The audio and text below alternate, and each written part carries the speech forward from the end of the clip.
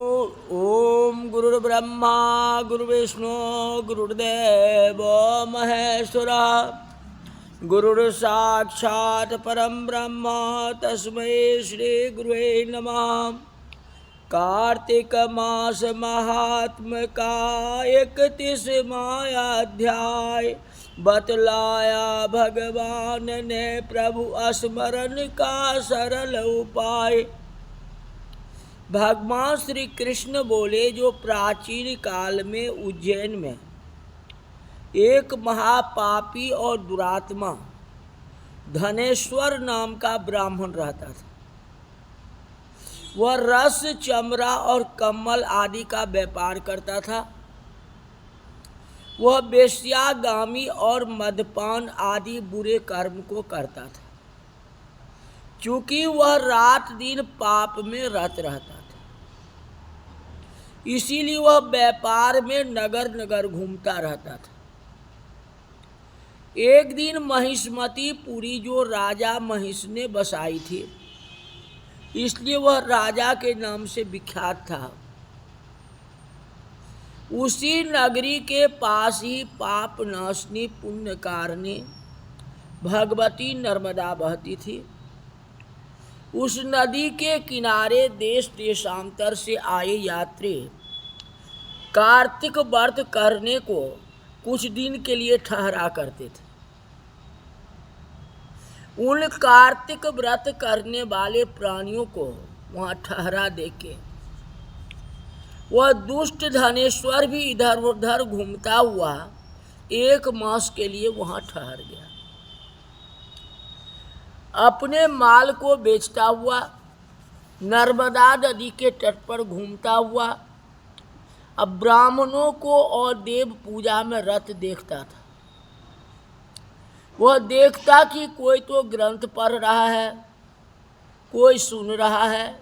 ये खुद धर्म नहीं कर रहा है, कुछ खुद स्नान नहीं कर रहा है, ये केवल देख रहा है। जो कोई भागवत कीर्तन कर रहा है, कोई भजन सुन रहा है, कोई ध्यान में लीन है, कोई तुलसी का मालन धारण किए हुए है। बस इसी तरह वह भागवत भक्तों के बीच में रहा, वैष्णवों के दर्शन करता रहा, उनका स्पर्श करता रहा, उनसे वार्तालाप करता रहा। वह कार्तिक के व्रत का उद्यापन विधि और जागरण को भी देखता रहा। उसने पूर्णिमा के व्रत को भी देखा। व्रती ब्राह्मण और गाय को भोजन करा रहे हैं, उनको दक्षिणा आदि दे रहे हैं। नित्य प्रति भगवान शंकर की प्रसन्नता के लिए होती दीपमाला भी देखी।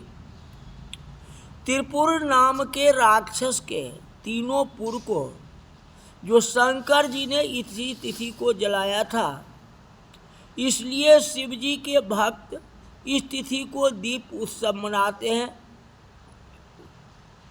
जो मनुष्य मुझ में और शंकर जी में अंतर मानता है, उनकी सारी क्रियाएं निष्फल हो जाती हैं। कौन कहते हैं? विष्णु भगवान कहते हैं। धनेश्वर वहाँ की पूजा विधि देखता हुआ इधर उधर घूमता रहता था। एक दिन उसे काले सर्प डस लिया। कहाँ? उसी स्थान पर जहाँ संतों का वह दर्शन करता था। तो उनकी यह दशा देख के वहाँ के दयालु भक्तों ने उसे चारों ओर से घेर लिया। अब उसके मुंह पर तुलसी दल मिश्रित जल का छींटा लगा दिया।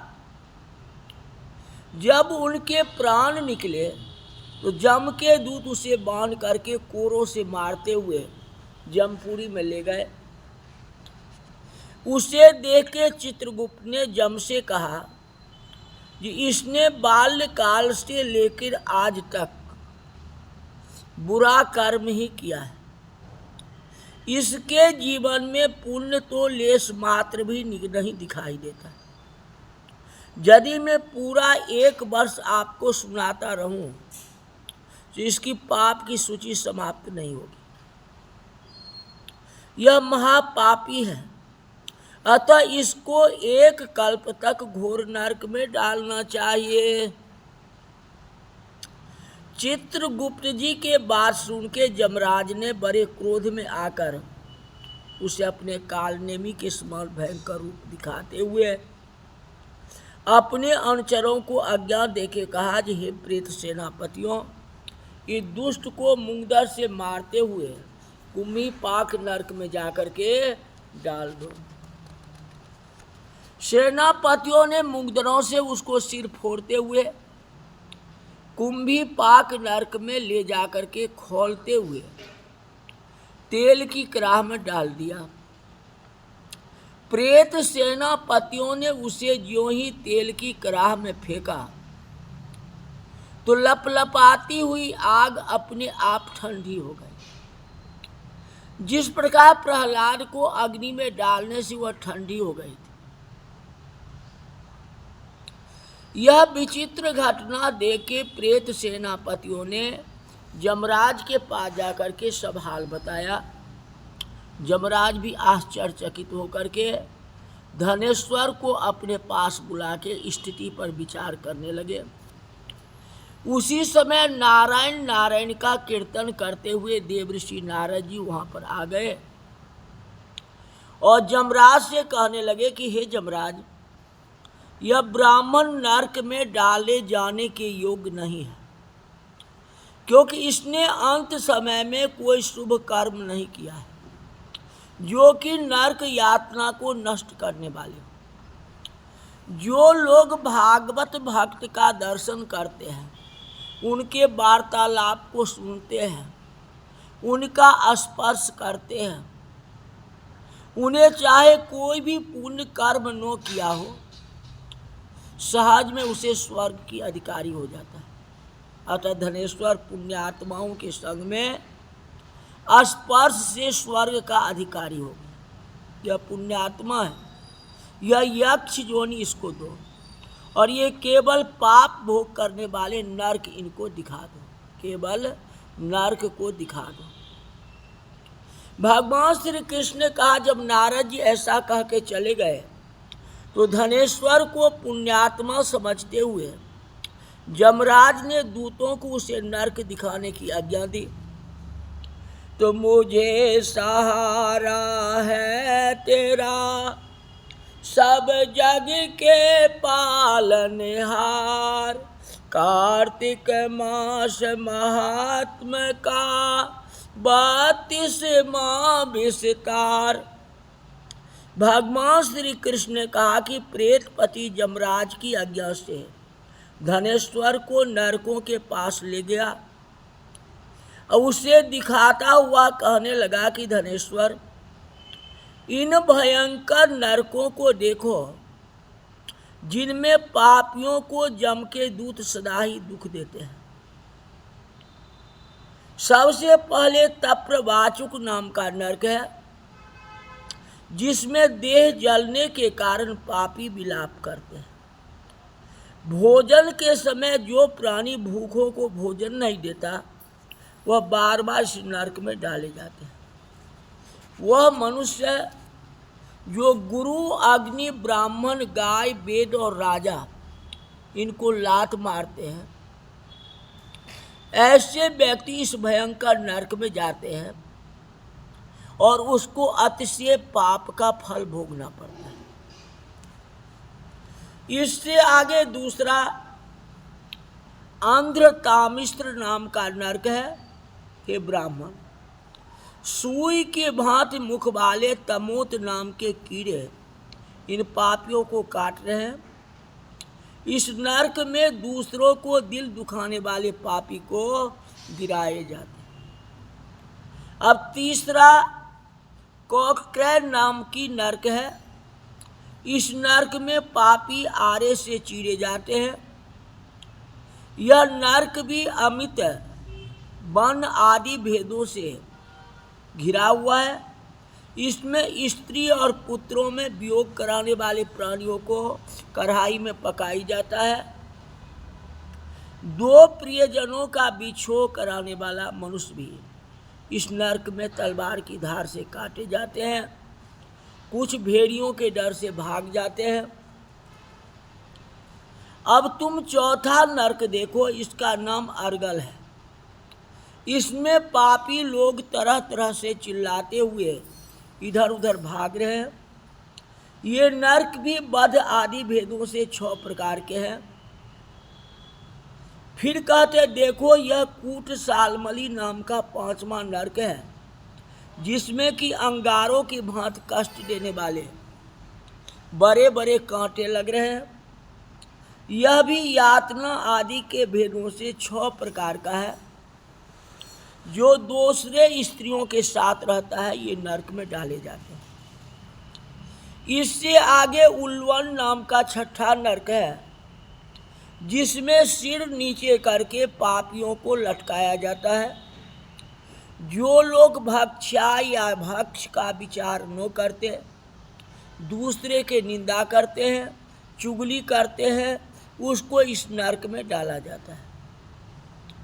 इससे आगे देखो, पापी लोग चिल्ला रहे हैं।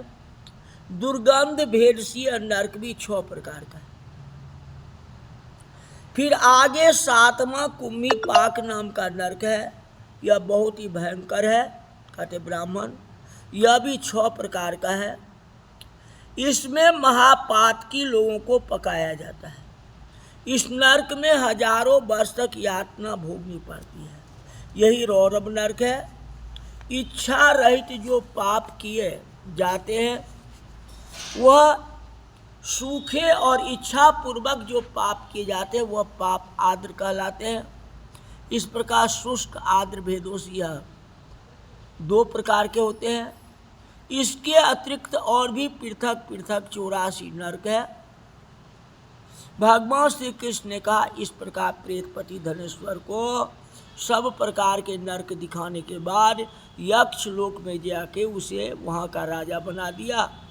वहाँ पर उनका नाम धनक्षय हुआ और कुबेर जी का सेवक बन गया। बाद में महर्षि विश्वामित्र ने उसके नाम पर तीर्थ बसाया। तो कहते दया दृष्ट कर हृदय में भक्ति को उपजाओ, 33वां अध्याय लिखो, कृपा दृष्ट वर्षाओ। सूजी ने कहा, इतना कथा सत्यभामा को सुना के भगवान श्री कृष्णचंद्र जी संध्या बंदन करने के लिए चले गए। ऋषियों ने कहा, जो भगवान विष्णु का प्रिय अधिक फल देने वाला, शरीर को रोम रोम को प्रसन्न करने वाला जो कार्तिक महंत आपने कहा, यह मोक्ष देने वाला है। भोग के इच्छुक मनुष्य की व्रत अवश्य करना चाहिए। श्री सूत जी ने कहा, यदि कार्तिक व्रती किसी संकट में फंस जाए तो वीरता के साथ शंकर जी और भगवान विष्णु के मंदिर में जाकर के कीर्तन कर ले। कीर्तन में जो है शंख इत्यादि जो बजाते हैं, ढोलक चिमटा इत्यादि बजाते हैं, उसका महत्व सबसे ज़्यादा है। जो भगवान के मंदिर में नृत्य करते हैं, नृत्य का महत्व बहुत है। इसी तरह इसका महत्व सबसे ज़्यादा है। इस तरह से कहा। फिर 34वां अध्याय में कहते हैं, ये पीपल वृक्ष की महिमा बहुत है, बर का पीपल का महिमा बहुत है। बर पीपल को केवल शनिवार को ही जल चढ़ानी चाहिए, अन्यथा किसी और दिन नहीं, क्योंकि पीपल में शनिवार को लक्ष्मी का वास होता है और दिन यह दरिद्रा का वास होता है। जग में ब्रह्मा की बड़ी पत्नी त्वरा को अपमानित करने के कारण त्वरा ने सभी ऋषियों को श्राप दे दिया, जिससे सारे के सारे नदी हो गए। त्वरा और गायत्री दोनों ब्रह्मा जी की पत्नी थी, जिन्होंने श्राप के कारण, एक दूसरे के श्राप के कारण नदी होना पड़ा। वही गंगा जमुना हुई है। सारी देवता अनेकानेक अंश में नदी हो गए हैं। क्योंकि कोई पूजा किया जाता तो पहले गणेश जी का पूजा किया जाता है। ब्रह्मा जी ने गणेश की पूजा नहीं की थी, जिसका सभी देवी देवताओं को नदी का रूप धारण करना पड़ा। शनिवार को बता दिए ये केवल शनिवार को ही जल चढ़ाना चाहिए, अन्यथा और दिन नहीं चढ़ाना चाहिए। इस तरह कार्तिक महात्म समाप्त होती है। भगवान करे आपकी रक्षा करे। तन मन से आपने कथा सुने, इस कथा का प्रतिफल सारी संगतों को मिले, सुख शांति बना रहे। एकादशी से पूर्णमासी तक के अंदर में तुलसा का विवाह करें। कहते जो तुलसा का ब्याह करावे सब सुख भोग परम पद पावे। तो महत्व उसका ज़्यादा है। जाकी रही भावना जैसे, जो जिन भावना से कार्तिक की महात्मा की कथा सुनते हैं उनकी सारी मनोकामनाएं पूर्ण होती है। इस तरह कार्तिक कथा आज समाप्त होती है। आज की कथा यहीं तक रही। बोल वृंदावन बिहारी लाल की।